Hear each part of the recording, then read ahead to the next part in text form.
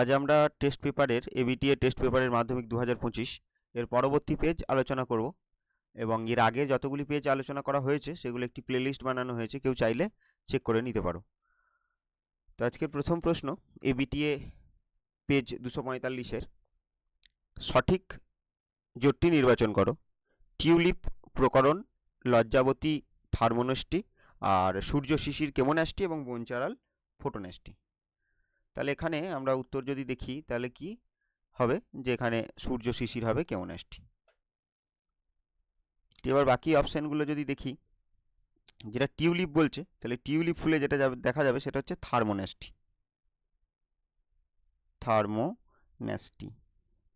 থার্মোন্যাস্টি। আর যে ন্যাস্টিক চলন সেটা কিসের উদ্দীপকের তীব্রতা অনুযায়ী হয়, তীব্রতা। বেশ, তাহলে এবার এখানে প্রকরণ চলন যেটা বলা আছে, প্রকরণ চলন কার দেখা যায় সেটা হচ্ছে বনচারাল। তাহলে বনচারালের কি দেখা যায়? প্রকরণ চলন। আর বনচারালকে কিন্তু ইন্ডিয়ান টেলিগ্রাফিক প্ল্যান বলে। ইন্ডিয়ান, এটা ভালো করে লিখি,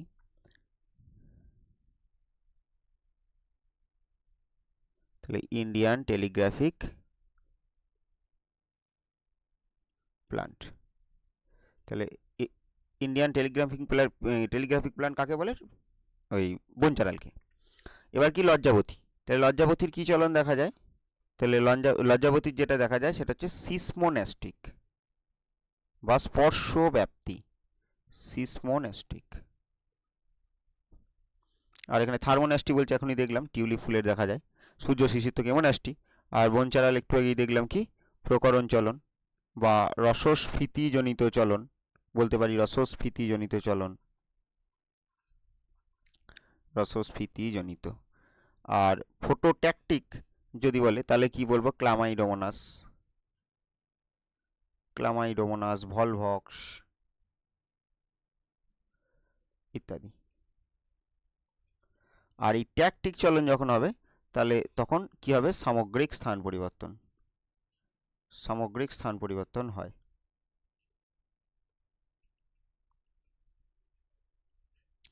আর ট্যাকটিক চলন হয় উদ্দীপকের তীব্রতা ও গতিপথ অনুসারে। পরের প্রশ্ন দেখব, তাহলে এখানে উত্তর কি? সঠিক জোটটি নির্বাচন করো, সূর্য শিশির কেমোন্যাস্টি। মহিলাদের ক্ষেত্রে ফলিক্যাল স্টিমুলেটিং হরমোন, এটা এর শর্ট ফর্মটা কি? সেটা হচ্ছে FSH। আমরা জানি কোথা থেকে খরিত হয়? খরিত হয় হচ্ছে অগ্রপিটুইটারি থেকে।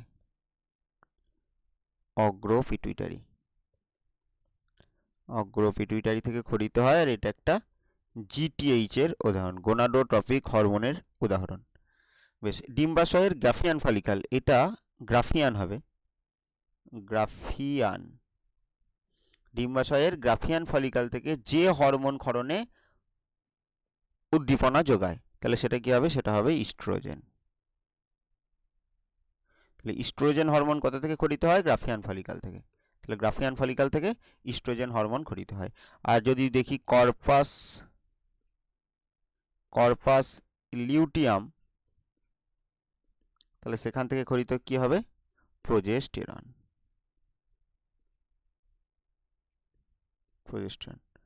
এবার বাকি অপশানগুলো এখানে যদি দেখা যায়, যে TSH, ADH, ACTH, এই TSHটা এটা অগ্রপ্রকোষ্ঠ থেকে পিটুইটারির, ACTH এটা অগ্রপ্রকোষ্ঠ থেকে, এটা পশ্চাৎ প্রকোষ্ঠ থেকে ADH। কিন্তু ADH তৈরি হয় কোথায়? ADH তৈরি হয় হাইপোথ্যালামাসে, একে নিউরো হরমোনও বলে। এবার পরবর্তী প্রশ্ন দেখব, তাহলে এখানে উত্তর কি হলো? মহিলাদের ক্ষেত্রে ফলিকল স্টিমুলেটিং হরমোন ডিম্বাশয়ের গ্রাফিয়ান ফলিকাল থেকে যে হরমোন ক্ষরণে উদ্দীপনা যোগায় সেটি হলো ইস্ট্রোজেন। র্যানভিয়ারের পর্ব দেখা যায়। তাহলে এখানে যেটা, এটা কি? র্যানভিয়ার। এটা হচ্ছে র্যানভিয়ারের পর্ব।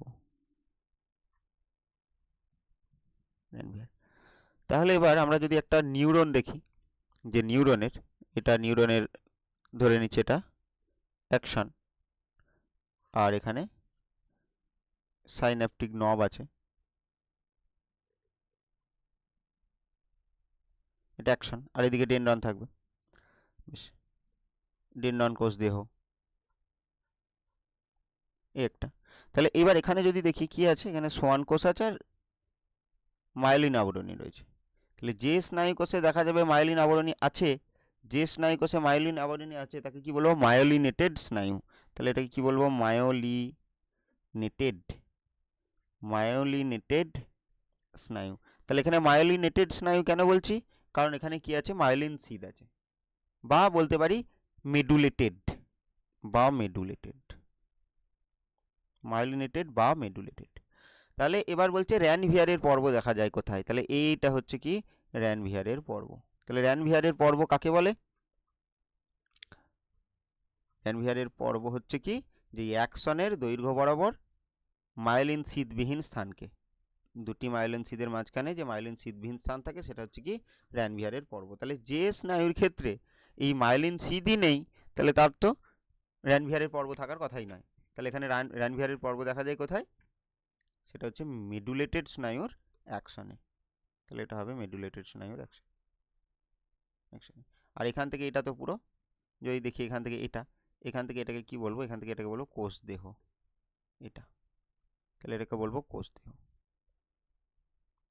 আর এখানে এই যেগুলো এঁকেছি এগুলো হচ্ছে কি, এগুলো ডেনড্রন।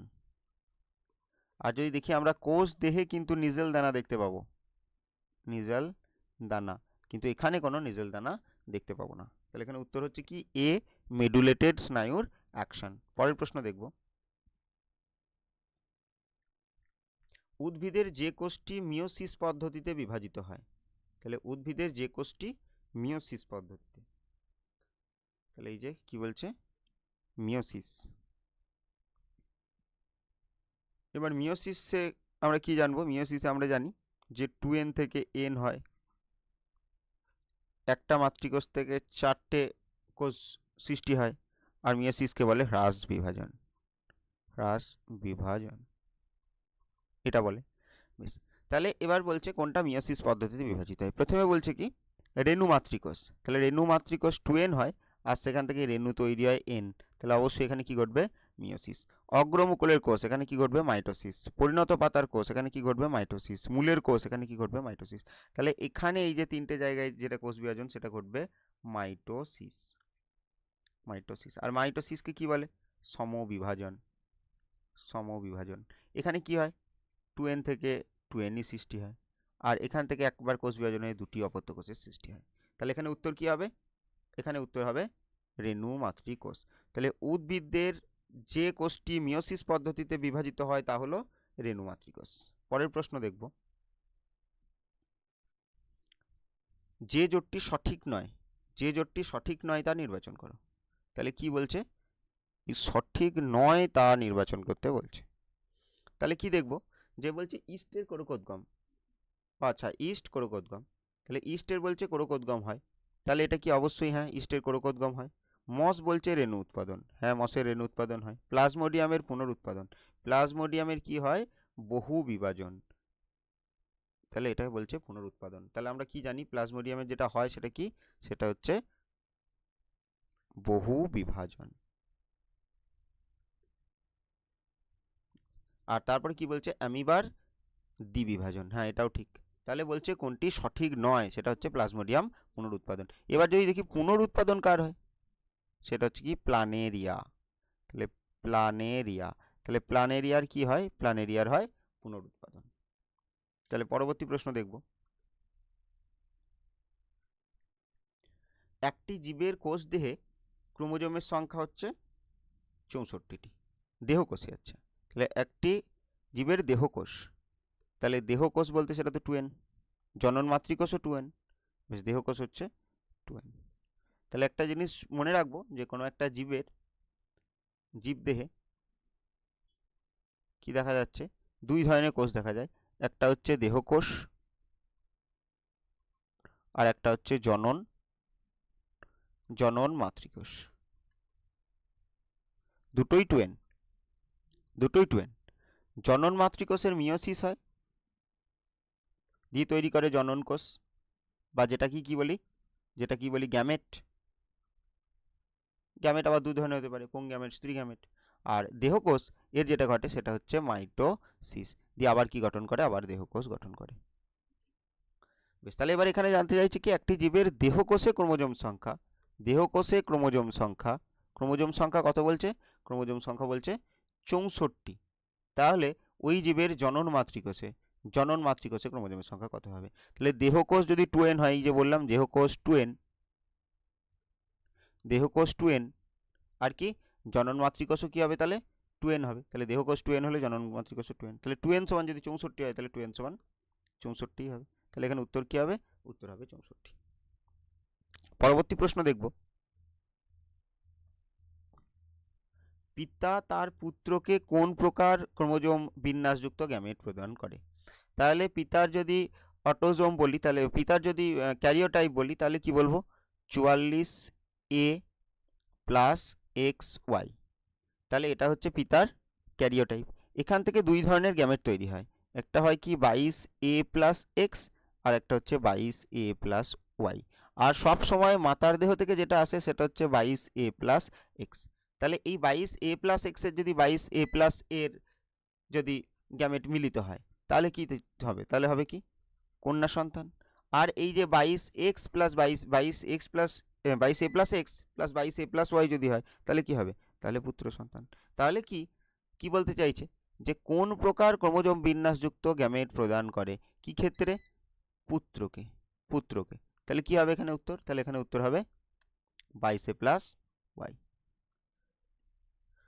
তাহলে পরবর্তী প্রশ্ন দেখব, যদি কন্যা বর্ণান্ধ হয়, তাহলে কন্যা কি বর্ণান্ধ, তাহলে কি হবে? এই প্রশ্ন আগেও করেছি, যদি কন্যা বর্ণান্ধ হয় তাহলে কি হবে? তাহলে মা বাহক এবং বাবা বর্ণান্ধ। তাহলে মা বাহক হবে এবং বাবা বর্ণান্ধ হবে, অর্থাৎ কি বলবো যে এক্স সি প্লাসটাকে যদি স্বাভাবিক ধরি তাহলে এক্স সি এটা হচ্ছে বাহক, আর বাবা হচ্ছে এক্স সি আর ওয়াই। তাহলে এক্ষেত্রে তাহলে এই হবে পিতামাতার জিনোটাইপ।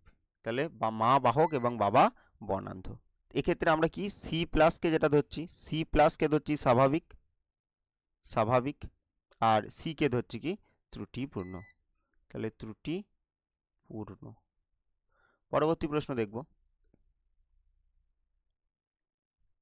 নিচের যে দুটি জিনোটাইপ গিনিপিগের কালো ও মসৃণ ফিনোটাইপের জন্য দায়ী, তাহলে এখানে কি আছে? BBRR। তাহলে BBRR বলতে তাহলে এখানে দেখতে পাচ্ছি কি এই যে দুটো ক্যাপিটাল বি আছে, দুটো ক্যাপিটাল আর আছে, তাহলে এই বি বলতে এটা ব্ল্যাক, আর আর বলতে এটা রাফ অমসৃণ। তাহলে এখানে যেহেতু একটা বড় হাতের বি আছে, এটাও তাই কি হয়ে যাবে ব্ল্যাক, আর কি হয়ে যাবে রাফ। তাহলে এবার জানতে চাইছি কি কালো ও মসৃণ, তাহলে এগুলো রাফ বলতে কি সব অমসৃণ, তাহলে এটা হবে না। তাহলে আমাকে দেখতে হবে যদি মসৃণ হতে হয় তাহলে কি হতে হবে, দুটো আরই ছোট হাতের থাকতে হবে। তাহলে এখানে দুটো আর ছোট হাতের কোন অপশানে রয়েছে? তাহলে এই অপশানে তো নয়, একটা আর বড় হাতের রয়েছে, তাহলে এটা হবে না, এখানে হবে না। তাহলে দেখা যাচ্ছে এরকম অপশান একটাই রয়েছে, তাহলে এইটা উত্তর হবে। তাহলে এখানে দেখতে পাচ্ছি কি এই যে বড় বি রয়েছে, এর জন্য এটা কি হবে, এটা ব্ল্যাক হবে বা কালো। আর এই ছোট আর এর জন্য এটা হয়ে যাবে কি, এটা হয়ে যাবে স্মুথ মানে মসৃণ। তাহলে এটা মসৃণ, এটা কালো, আর এটা হয়ে যাবে মসৃণ। তাহলে উত্তর হবে কি বি। পরের প্রশ্ন দেখব, মিলার ও উরে বর্ণিত তপ্ত লঘু তরলে উপস্থিত জৈব যৌগ হলো, তাহলে সেটা কি হবে? সেটা হচ্ছে amino acid. Glycine, alanine, aspartic acid, তাহলে এইসব কিন্তু তৈরি হয়েছিল লঘুতপ্ত তরল। বা এটা যখন মিলার আর উরে, হ্যাঁ ওটাই বলছে, মিলার আর উরে যেটা পরীক্ষাগারে প্রমাণ করেছিল সেখানে অ্যামাইনো অ্যাসিড হিসাবে ওই গ্লাইসিন, অ্যালানিন, অ্যাসপার্টিক অ্যাসিড এগুলো তৈরি হয়েছিল। পরের প্রশ্ন দেখব, তাহলে এখানে উত্তর কি হবে করলাম, উত্তর হচ্ছে অ্যামাইনো অ্যাসিড। মৌমাছির নৃত্যের মাধ্যমে বার্তা বিনিময়কে কোন অভিযোজনের উদাহরণ? তাহলে এই নৃত্যের মাধ্যমে কি করে, এই নৃত্যের মাধ্যমে কি বার্তা দেয়, নৃত্যের মাধ্যমে বার্তাটা কি যে খাদ্যের উৎস জানিয়ে দেয়। তাহলে এই বার্তাটা কি? খাদ্যের উৎসের দূরত্ব, খাদ্যের উৎসের দূরত্ব জানিয়ে দেয়। তাহলে এটা কোন ধরনের অভিযোজনের উদাহরণ? তাহলে এটা একটা আচরণগত অভিযোজন, এটা একটা তাদের আচরণ, তাহলে এটাকে বলবো আচরণগত অভিযোজন। পরের প্রশ্ন দেখব, শুধুমাত্র অক্সিজেনবিহীন রক্ত পরিবহনকারী হৃৎপিণ্ড রয়েছে। তাহলে কি বলছে? শুধুমাত্র অক্সিজেনবিহীন রক্ত পরিবহনকারী হৃৎপিণ্ড, তাহলে সেটাকে কি বলবো? একচক্রী হৃৎপিণ্ড। তাহলে এইরকম যে হৃৎপিণ্ড, অক্সিজেনবিহীন রক্ত পরিবহনকারী হৃৎপিণ্ড, তাকে বলবো একচক্রী। অর্থাৎ তাদের দেহে রক্ত, তাদের হৃৎপিণ্ডের মধ্যে দিয়ে রক্ত একবার প্রবাহিত হয়, একচক্রী হৃৎপিণ্ড।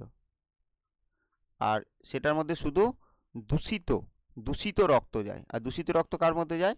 ভেনের মাধ্যমে। এটাকে কি বলে? ভেনাস হৃৎপিণ্ড। ভেনাস। কাদের রয়েছে ভেনাস হৃৎপিণ্ড? সেটা হচ্ছে মাছ। তাহলে শুধুমাত্র অক্সিজেনবিহীন রক্ত পরিবহনকারী হৃৎপিণ্ড রয়েছে এমন একটি প্রাণী হলো মাছ।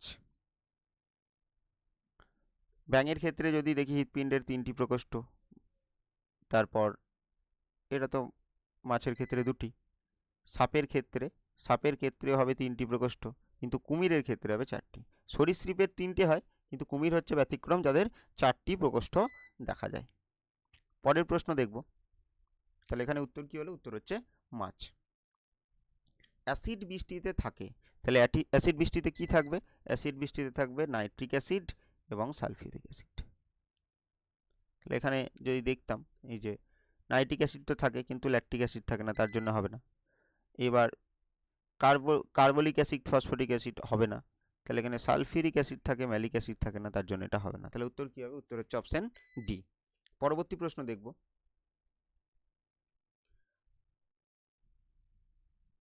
প্রাণী ও বাসস্থানের যে জোটটি সঠিক নয় তা হলো। তাহলে রয়্যাল বেঙ্গল টাইগার কি বলছে? রয়্যাল বেঙ্গল টাইগার হচ্ছে সুন্দরবন। হ্যাঁ, এবার এখানে জানতে চেয়েছে, খেয়াল রাখতে হবে যেটা সঠিক নয় কোনটি। তাহলে প্রথম কি বলছে? যে রয়্যাল বেঙ্গল টাইগার সুন্দরবন, হ্যাঁ থাকে। তারপর বলছে তুষার চিতা দাচিগ্রাম, না, এই তুষার চিতা কিন্তু দাচিগ্রামে থাকে না। উত্তর নয় জানতে চেয়েছে, এটাই উত্তর হবে। আর বন্যগর্ধব বলছে কচ্ছের রান, হ্যাঁ এটা তো হবে, বন্যগর্ধব কচ্ছের রানেই থাকে। আর হাতি হচ্ছে পেরিয়ার। বেশ, এই কচ্ছের রান এটা কোথায় পাবো? এটা পাবো গুজরাটে। পেরিয়ার এটা কোথায় পাবো? এটা পাবো কেরালা। আর দাচিগ্রাম কোথায় পাওয়া যাবে? সেটা হচ্ছে জম্মু কাশ্মীর। তাহলে জম্মু কাশ্মীরের একটা ন্যাশনাল পার্ক, জম্মু কাশ্মীর। আর সুন্দরবন তো পশ্চিমবঙ্গ।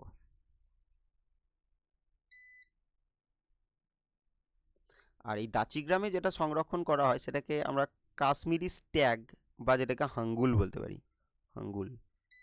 তাহলে এক প্রকারের হরিণ বলতে পারি। তো সেটা কি? কাশ্মীরি স্ট্যাগ বা হাঙ্গুল, তাকে কোথায়? দাচিগ্রামে সংরক্ষণ করা হয়। তাহলে এখানে উত্তর হচ্ছে কি? তুষার চিতা, দাচিগ্রাম। পরের প্রশ্ন দেখব, পপুলেশন এর ধারণ ক্ষমতায় পৌঁছালে সেক্ষেত্রে, তাহলে এখানে যে প্রশ্নটা আছে ক্ষেত্রে প্রত্যেকটা জন্মহার মাইনাস মৃত্যুহার এরম লেখা আছে, বা কোনোটিই নয়। তাহলে এখানে উত্তর কি? যখন পপুলেশন ধারণ ক্ষমতায় পৌঁছে যায়, যখন ধারণ ক্ষমতায় বা যেটাকে ক্যারিং ক্যাপাসিটি বলে ইংরেজিতে, তো সেখানে যখন পৌঁছে যায় তাহলে তখন কি হয়? জন্মহার আর মৃত্যুহার সমান সমান হয়ে যায়। অর্থাৎ এটা, যে এটাকে যদি আমরা একটা গ্রাফ দেখি, যেটা একটা গ্রাফ,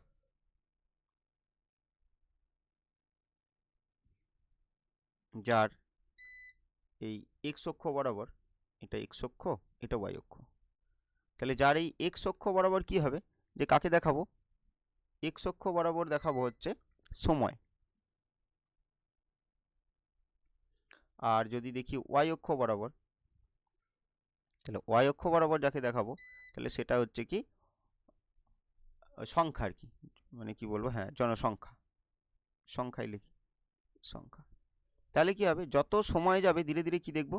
যেখান থেকে শূন্য থেকে ধীরে ধীরে ধীরে ধীরে দেখবো এইভাবে বাড়ছে বাড়ছে বাড়ছে বাড়ছে, কিন্তু এক সময় এসে এই রকম হয়ে যাবে, মানে সমান্তরাল হয়ে যাবে। তাহলে জন্ম, মানে নির্দিষ্ট একদম যে এই যে পপুলেশনের যে বৃদ্ধিটা, সেই বৃদ্ধিটা কী হয়ে যাবে, স্থিতিশীল হয়ে যাবে, স্থিতিশীল হয়ে যাবে। আর সেটা কখন, ধারণ ক্ষমতায় পৌঁছালে, মানে কোনো একটা পরিবেশের একটা পপুলেশনের যে সর্বাধিক ক্ষমতায় পৃথিবী তাকে ধারণ করতে পারবে, সেটা হচ্ছে তার ধারণ ক্ষমতা। বেশ, তাহলে কি ধরে নিচ্ছি, এটা পর্যন্ত দেখা যাচ্ছে বাড়ছিল, বাড়তে বাড়তে এখান থেকে দেখা যাচ্ছে একটা স্থিতিশীল অবস্থায় পৌঁছে গেছে, মানে এই জায়গা থেকে সে কোথায়, ধারণ ক্ষমতায় চলে এসছে। তখন কি হচ্ছে, জন্মহার আর মৃত্যুহারটা সমান সমান। তাহলে এখানে যদি ধরে নিতাম যে জন্মহার সমান সমান মৃত্যুহার, ধরে নিচ্ছি এই অপশনটাই, যে জন্মহার সমান মৃত্যুহার, তাহলে তখন উত্তর হতো কি অপশন। এবার কোনোটাতে এখানে লেস দেন, কোনোটাতে গেটার দেন, এইভাবে প্রশ্নটা হয়তো ছিল। তাহলে কি হবে, জন্মহার সমান মৃত্যুহার যদি হয়ে যায়, তাহলে সেটা পপুলেশনের ধারণ ক্ষমতা পৌঁছে গেলে তখন হবে। পরবর্তী প্রশ্ন দেখব। শূন্যস্থান পূরণ করতে বলছে যে একজন শিক্ষার্থী শ্রেণীকক্ষে প্রশ্নের উত্তর দেওয়ার সময় তার ডান হাতটি তুলল, এখানে তার যে পেশি সক্রিয় হবে। তাহলে এখানে ডান হাত থেকে একটা অঙ্গ হিসাবে দেখছি যে ডান হাতটি তুলল, ডান হাতটি তুলল। এবার ডান হাতটি এক্ষেত্রে কি একটা অঙ্গ, আর অঙ্গ যখন দূরে সরে যায়, তাহলে অঙ্গ দেহ অক্ষ থেকে দূরে সরে গেলে, তো তখন সেক্ষেত্রে কি হবে, সেক্ষেত্রে যে পেশিটা কাজ করবে সেটা হচ্ছে অ্যাবডাক্টর পেশি। এবার যেহেতু এখানে হাতের কথা বলে দিয়েছে, তাহলে এই হাতকে উপরে তুলতে যে অ্যাবডাক্টর পেশি সাহায্য করে সেটা হচ্ছে ডেলটয়েড। তাহলে এটা কি বলবো, ডেলটয়েড। তাহলে ডেলটয়েড একটা কিসের উদাহরণ, অ্যাবডাক্টর পেশির উদাহরণ, অ্যাবডাক্টর। আগের দিনের যে প্রশ্নটা ছিল সেখানে এই পেশি সম্পর্কে আমরা আলোচনা করেছি, তো তার জন্য কিন্তু এটা সম্পর্কে বিশেষ কিছু বললাম না। যে আপাতত কি মনে রাখবো, যে ডান হাতটি উপরে তুললে এখানে কোন পেশিটি সক্রিয় হচ্ছে, পেশিটার নাম হচ্ছে কি ডেলটয়েড। বেশ,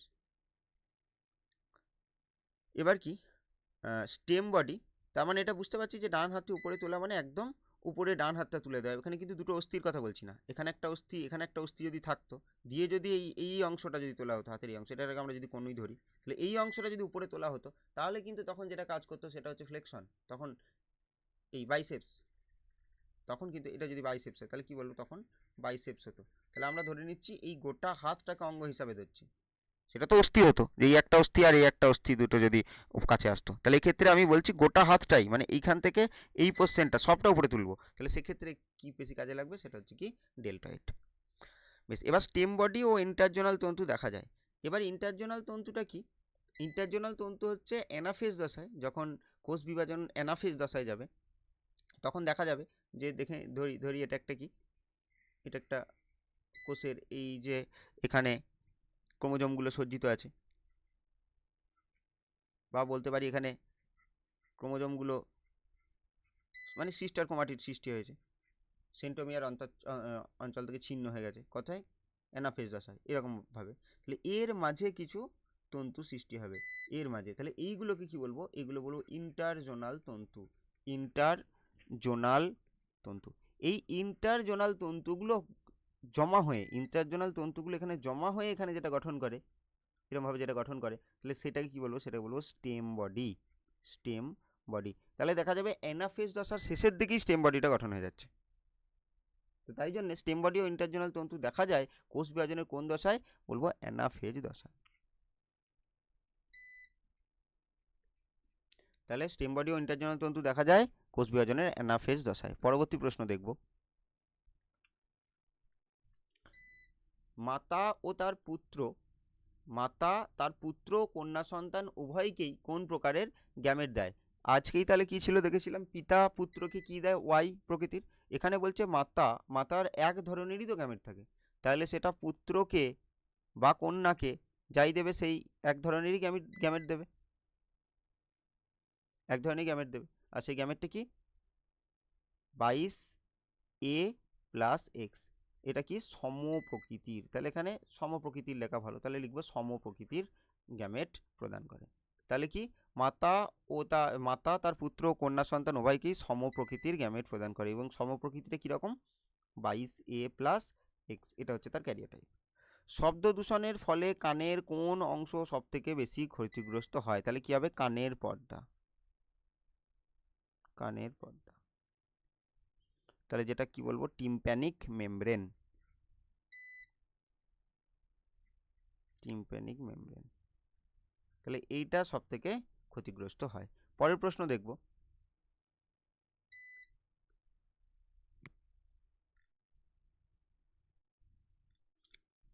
ফাইলোক্লার দেখা যায়। তাহলে ফাইলোক্লার, যাকে বাংলায় বলছি পর্ণকাণ্ড, যেটা হচ্ছে কি পরিবর্তিত কাণ্ড এক প্রকারের, পর্ণকাণ্ড। তাহলে পর্ণকাণ্ডটা কি পরিবর্তিত কাণ্ড, যে রসালো স্ফীত চ্যাপ্টা সবুজ যে কাণ্ড কার, ক্যাকটাসের, তাকে বলে পর্ণকাণ্ড। তাহলে কার, ক্যাকটাস, ক্যাকটাস উদ্ভিদে। পশ্চিমবঙ্গের কোথায় ন্যাশনাল পার্কে রেড পান্ডা সংরক্ষণ করা হয়? তাহলে কি হবে, সিঙ্গলীলা, সিঙ্গলীলা। তাহলে আমরা মনে রাখবো রেড পান্ডা যদি বলে, রেড পান্ডা মানেই হচ্ছে পূর্ব হিমালয়। তাহলে রেড পান্ডা মানেই কোন হটস্পট, পূর্ব হিমালয়, পূর্ব হিমালয়। আর সিকিমের তাহলে কোথায়, সিকিমও পূর্ব হিমালয়ে পড়ছে, তাহলে সিকিমের কোথায় যদি বলি রেড পান্ডা সংরক্ষণ করা হয়, সেটা হচ্ছে কাঞ্চনজঙ্ঘা। পরবর্তী প্রশ্ন দেখব, নিচের বাক্যগুলি সত্য অথবা মিথ্যা নিরূপণ করো। তাহলে কি বলছে, চোখের কোরয়েড স্তরে মেলানিনের প্রভাবে কালো রঙের হয়। হ্যাঁ, তাহলে চোখের যে কোরয়েড স্তর, এটা হচ্ছে মাঝের লেয়ারটি, মধ্য লেয়ার, মধ্যস্তর।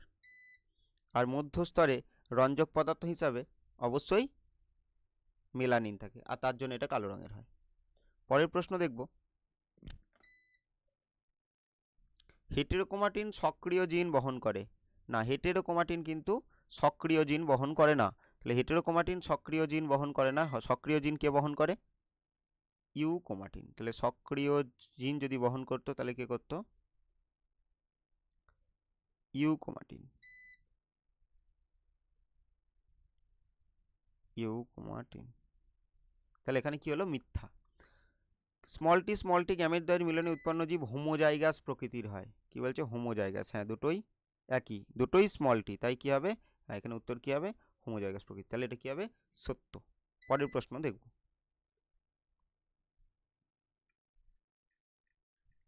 ল্যামার্কের মতে জীব তার প্রয়োজন অনুযায়ী নির্দিষ্ট কোন বংশানুক্রমিক দৈহিক বৈশিষ্ট্য অর্জন করতে পারে? তাহলে ল্যামার্ক এর মতে জীব তার প্রয়োজন অনুযায়ী নির্দিষ্ট কোনো, নির্দিষ্ট কোনো, কোন না, নির্দিষ্ট কোনো বংশানুক্রমিক দৈহিক বৈশিষ্ট্য অর্জন করতে পারে অবশ্যই। তাহলে কি বলছে, তার প্রয়োজন অনুযায়ী কি করতে পারে, দৈহিক বৈশিষ্ট্য কিন্তু সে অর্জন করতে পারে। তাহলে এটা ল্যামার্কের মতবাদে আছে। তাহলে কি এটা, এটা সত্য। পরবর্তী প্রশ্ন দেখব, ডিডিটি হলো ক্লোরিনযুক্ত কীটনাশক যা জীব বিবর্ধন ঘটায়। হ্যাঁ, তাহলে এটাও কি হবে, এটা হচ্ছে সত্য। তাহলে ডিডিটি একটা কি, ডিডিটি একটা জৈব অভঙ্গুর বজ্র পদার্থ, জৈব অভঙ্গুর। তাহলে জৈব অভঙ্গুর একটা বজ্র পদার্থ, যেটা কিন্তু কি ঘটায়, জীব বিবর্ধন ঘটায়। কখন, যখন খাদ্য শৃঙ্খলে প্রবেশ করে, প্রত্যেকটা পুষ্টি স্তরে তার কিন্তু ঘনত্বের মাত্রা বাড়তে থাকে, যেটাকে জীব বিবর্ধন বলে। পরবর্তী প্রশ্ন দেখব, তাহলে এটা সত্য। হাইপোথ্যালামাস এর নিউরোসিক্রেটরি কোষ থেকে ভেসোপ্রেসিন খরিত হয়। আজকেই দেখেছিলাম। তাহলে কি, হাইপোথ্যালামাসের, হাইপোথ্যালামাসের কোথায়, নিউরোসিক্রেটরি কোষ। ওই যে বলছিলাম যে তার জন্য এটাকে কি বলে, নিউরো হরমোন। সেখান থেকে কি খরিত হয়, ভেসোপ্রেসিন। এই ভেসোপ্রেসিনটা কি অন্য নামে পড়েছিলাম তখন, সেটাকে কি বলছি, এডিএইচ, অ্যান্টি ডাইউরেটিক হরমোন। তাহলে অ্যান্টি ডাইউরেটিক হরমোন কাকে বলে, এডিএইচকে। তাহলে এটাও সত্য। কি বলছে, হাইপোথ্যালামাসের নিউরোসিক্রেটরি কোষ থেকে ভেসোপ্রেসিন খরিত হয়। তাহলে এটা সত্য। পরবর্তী প্রশ্ন দেখব, পরবর্তী প্রশ্ন, এ স্তম্ভ বিস্তম্ভ মেলানো। তাহলে এবার ফানের শুক্রাণুর চলন। তাহলে এটা কি, ফানের শুক্রাণুর চলন যেটা হচ্ছে, তাহলে এটা একটা চলন, এটা একটা ট্যাকটিক চলন। আর কার প্রভাবে, এই ফানের শুক্রাণু যেটা হয় সেটা হচ্ছে ম্যালিক অ্যাসিডের প্রভাবে। ফানের শুক্রাণু ম্যালিক অ্যাসিডের প্রভাবে কিন্তু ডিম্বাণুর দিকে যায়। তাহলে এটা কি প্রকার চলন, কেমোট্যাকটিক। তাহলে এটার কি হবে, অপশন ডি। বেশ, বায়ু পরাগী ফুল। তাহলে এখানে বায়ু পরাগী ফুলগুলো কীরকম হয়, বর্ণহীন হয়। এটা পতঙ্গদের আকৃষ্ট করার প্রয়োজন হয় না, তাই কি হয়, বর্ণহীন হয়। প্রচ্ছন্ন বৈশিষ্ট্য, এখানে কোনটা, মটরের কুঞ্চিত বীজটা হচ্ছে কিন্তু প্রচ্ছন্ন বৈশিষ্ট্য। বেশ, তারপরে কি, হলুদ ও আদার শল্কপত্র। তাহলে হলুদ ও আদার শল্কপত্র এগুলো সব কি, নিষ্ক্রিয় অঙ্গ। তাহলে এগুলো নিষ্ক্রিয় অঙ্গ। ব্রঙ্কাইটিস, তাহলে ব্রঙ্কাইটিস এখানে যদি দেখি তাহলে কাদের হবে, ঝালাই কর্মীদের ব্রঙ্কাইটিস হয়। আর মাইক্রোটিউবিউল কি করে, বেমতন্তু গঠন করে। তাহলে এই হচ্ছে অপশন, বাম স্তম্ভ আর ডান স্তম্ভ সজ্জিত করা। বেশ, এর পরের প্রশ্ন দেখব, বিসদৃষ্টি বেছে লেখো। নিউরোলেমা, নিজেল দানা, সোয়ান কোষ, র্যানভিয়ারের পর্ব। তাহলে এখানে যদি একমাত্র দেখি এই যে নিজেল দানা, এইটা কিন্তু নেই অ্যাকশনে, আর বাকি নিউরিলেমা আছে, সোয়ান কোষ আছে, র্যানভিয়ারের পর্ব। তাহলে এটা নিজেল দানা, এটা এখানে আলাদা। পরের প্রশ্ন দেখব। এবার কি বলছে, বোটানিক্যাল গার্ডেন একটি বিষয়ের অন্তর্গত আর কি। তাহলে এখানে কি বলছে, বোটানিক্যাল গার্ডেন, সংরক্ষিত বন, জীববৈচিত্র্য সংরক্ষণ, জিএফএম। তাহলে বুঝতেই পারছি এগুলো তো সব জীববৈচিত্র্য সংরক্ষণের জন্য। তাহলে উত্তর কি হবে, জীববৈচিত্র্যের সংরক্ষণ। জিএফএম এর ফুল ফর্ম হচ্ছে জয়েন্ট ফরেস্ট ম্যানেজমেন্ট, দেখেছি আগে আমরা। পরবর্তী প্রশ্ন দেখব। মানব বিকাশের কোন দশায় উপচিতি এবং অপচিতি বিপাকের হার সমান সমান হয়? তাহলে এটা কোন দশায় দেখবো, এটা বার্ধক্য দশায়। বার্ধক্য দশায় দেখবো কি, উপচিতি এবং অপচিতি বিপাকের হার সমান সমান হয়। পরবর্তী প্রশ্ন দেখব।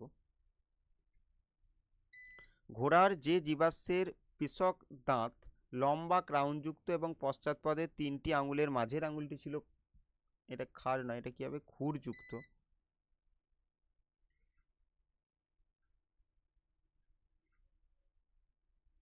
খুরযুক্ত, তাহলে সেই জীবাশ্মের নাম। তাহলে একদম এইরকম আধুনিক যে ঘোড়াটা, সেই আধুনিক ঘোড়াটার নাম কি, যার পশ্চাৎপদে 3টে আঙুলের মাঝের আঙুলে খুর আছে, দাঁত লম্বা এবং ক্রাউনযুক্ত, সেটা কি, সেটা হচ্ছে ইকুয়াস।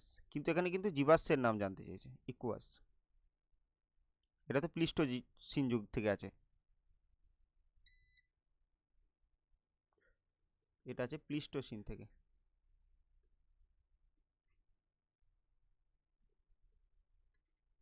প্লিস্টোসিন। আর তার আগে যেটা ছিল সেটা কিন্তু এখন জীবাশ্ম, সেটা হচ্ছে কি, প্লায়োহিপ্পাস। প্লায়োহিপ্পাস, প্লায়োহিপ্পাস, সেটা কোন যুগে, প্লায়োসিন যুগে, প্লায়োসিন। তাহলে কি বলছে, সেই জীবাশ্মের নাম হচ্ছে প্লায়োহিপ্পাস, আর সেই যুগের নাম হচ্ছে কি, প্লায়োসিন। আর ঘোড়ার যা ছিল তো আগে আলোচনা করেছি কোনো একটা ভিডিওতে, এখানে আর আলোচনা করছি না। পরের প্রশ্ন দেখব।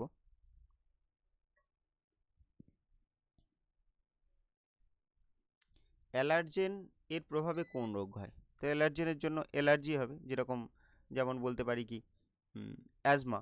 তাহলে অ্যালার্জেনের প্রভাবে হবে অ্যালার্জি।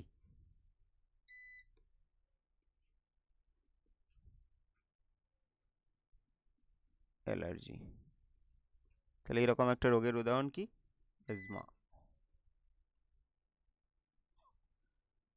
মটর গাছের শুটি সংক্রান্ত প্রকট বৈশিষ্ট্য। তাহলে প্রকট প্রচ্ছন্ন দুটোই। তাহলে শুটি সংক্রান্ত দুটো আছে, একটা হচ্ছে পাশে লিখি,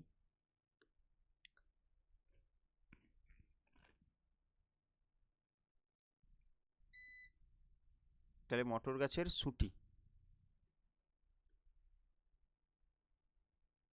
তাহলে শুটি সংক্রান্ত বৈশিষ্ট্য হচ্ছে দুটো। এটা কি, একটা হচ্ছে বর্ণ, আর একটা হচ্ছে কি আকার। শুটি বলতে এখানে কার কথা বলা হয়েছে, ফলটার কথা, বীজ কিন্তু নয়। শুটি বলতে এখানে ফলটার কথা হচ্ছে। তাহলে বর্ণ একটা হচ্ছে কি, প্রথমে প্রকটটাই লিখি, সবুজ, আর প্রচ্ছন্ন হচ্ছে কি, হলুদ, সবুজ এবং হলুদ। আর আকার, আকার হচ্ছে একটা পরিপুষ্ট, যেটা হচ্ছে প্রকট, আর একটা হচ্ছে খাঁজযুক্ত। খাঁজযুক্ত, তাহলে এখানে প্রকট কোনটা, এটা প্রকট, আর এখানে এটা প্রকট, প্রকট, আর বাকি দুটো কি, প্রচ্ছন্ন। তারপর কি বলছে, ডিসলেক্সিয়া রোগের কারণ কি, সেটা হচ্ছে কি, সিসা। ডিসলেক্সিয়া রোগের কারণ হচ্ছে সিসা। তাহলে সিসা দূষণে কি হয়, ডিসলেক্সিয়া। পরের প্রশ্ন দেখব, আজকের লাস্ট প্রশ্ন। নিচের সম্পর্কযুক্ত শব্দজোড় দেওয়া আছে, দ্বিতীয়টা লিখতে হবে। আচ্ছা, বীজহীন, এটা আঙুর হবে, বীজহীন আঙুর, পার্থেনোকার্পি, তাহলে বলতা কি হবে? পার্থেনোজেনেসিস। পার্থেনোজেনেসিস। তাহলে নিষেক ছাড়া ফল উৎপাদন হচ্ছে পার্থেনোকার্পি, আর নিষেক ছাড়া একটা সম্পূর্ণ জীবের সৃষ্টি যাকে বলবো পার্থেনোজেনেসিস, বাংলায় বলবো অপুংজনি। এটা পিঁপড়ে, মৌমাছি, বোলতা এদের ক্ষেত্রে এই পার্থেনোজেনেসিস বা অপুংজনি দেখা যায়। তাহলে এই ছিল আজকের টোটাল 41টা প্রশ্ন। তাহলে ঠিকমতো রিভিশন দিও। আর আজকের হোমওয়ার্ক সেটা তো দেওয়া হয়নি, সেটা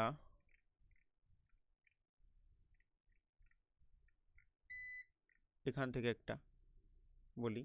সেটা হচ্ছে কি, এই কেমোট্যাকটিক চলন তো একটা উদাহরণ এখানে দেওয়া হয়েছে কেমোট্যাকটিক চলনের।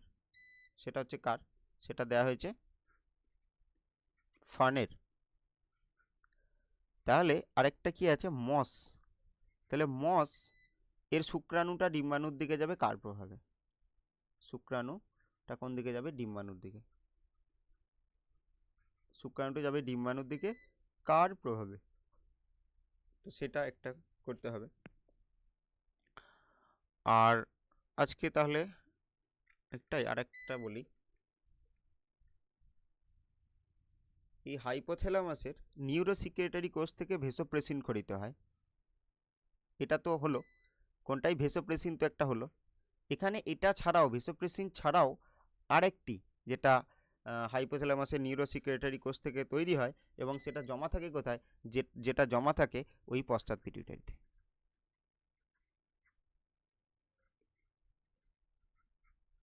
একটা তো এডিএইচ, তাহলে দ্বিতীয়টি কোনটি?